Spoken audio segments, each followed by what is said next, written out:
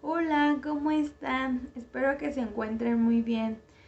Soy la maestra Graciela Ruiz. El día de hoy vamos a continuar con las clases de historia en el tema de la conquista de México.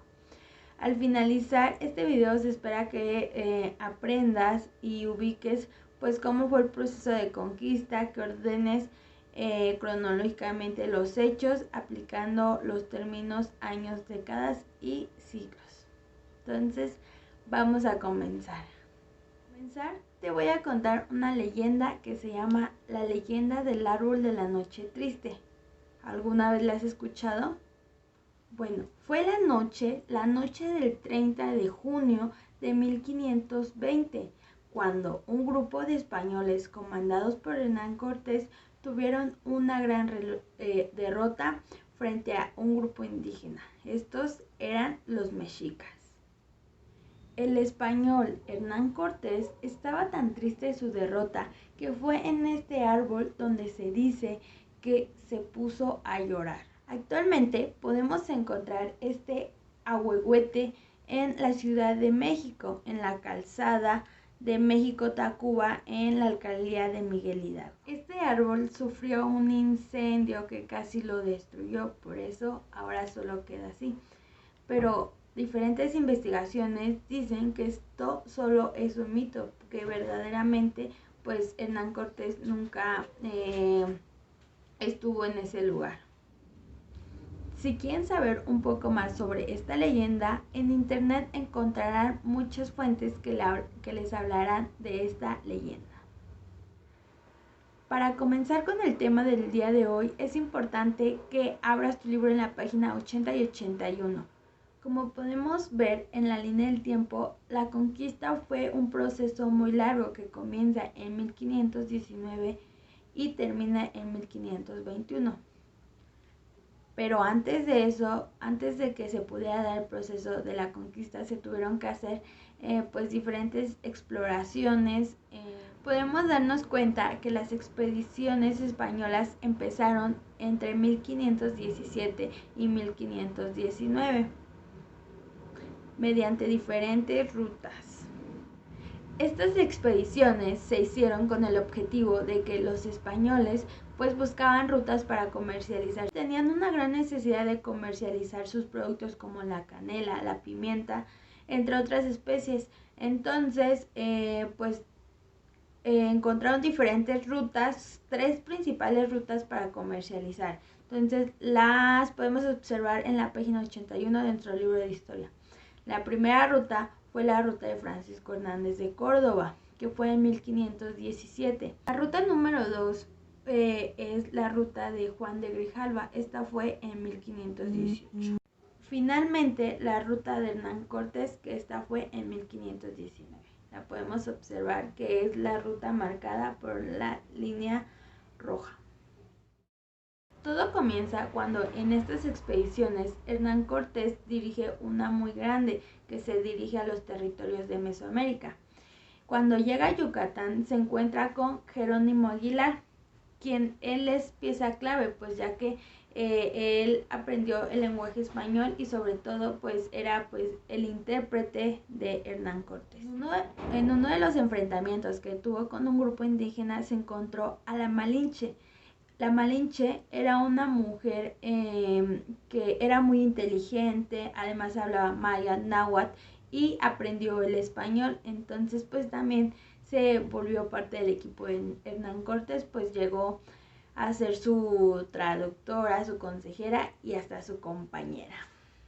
Hernán Cortés recibe órdenes del gobernador de Cuba, que era Diego Velázquez. Como a él no le gustaba recibir órdenes de Diego Velázquez, cuando llega a Veracruz funda el primer ayuntamiento que la llamó la Villa Rica de la Veracruz. Pues de esta manera él dejaría de recibir órdenes de Diego Velázquez para tener, digamos, un contacto directo con la corona española.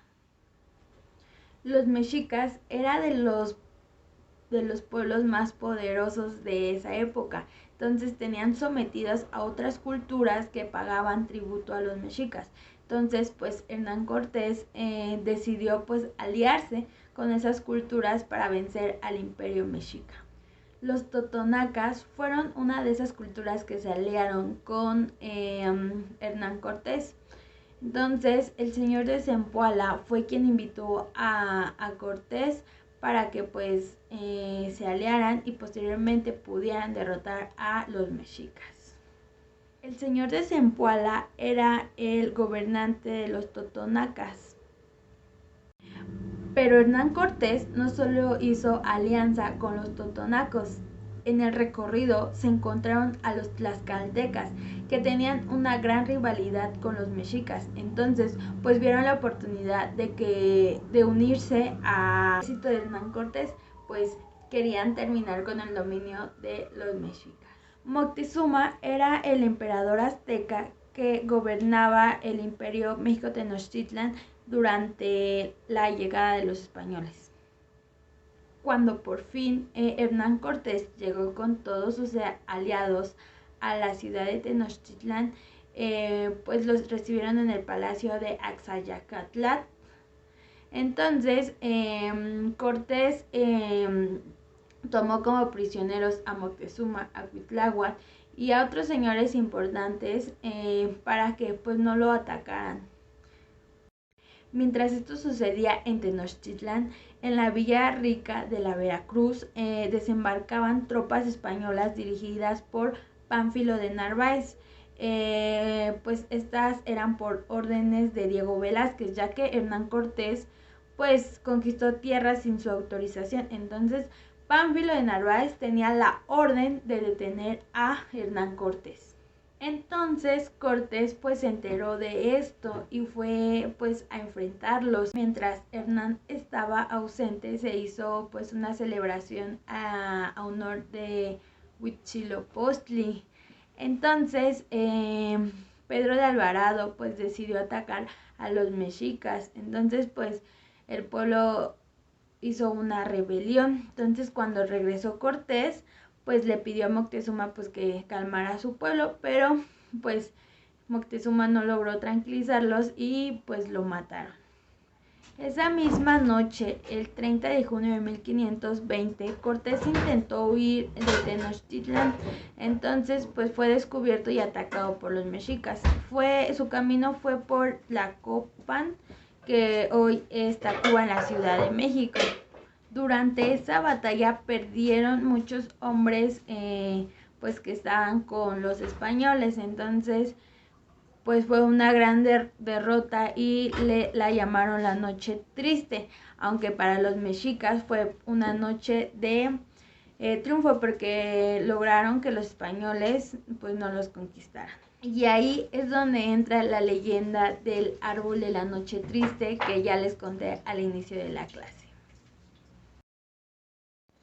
Una vez que Cortés superó su derrota en la Villa Rica de la Veracruz, pues mandó a traer más hombres, más caballos, más armas. Construyeron bergantines, que eran pues barcos con cañones para poder navegar y poder combatir a sus enemigos, que eran los mexicas. Bueno, pero las alianzas no pararon. Cortés se alió con los chalcas y con los otomís.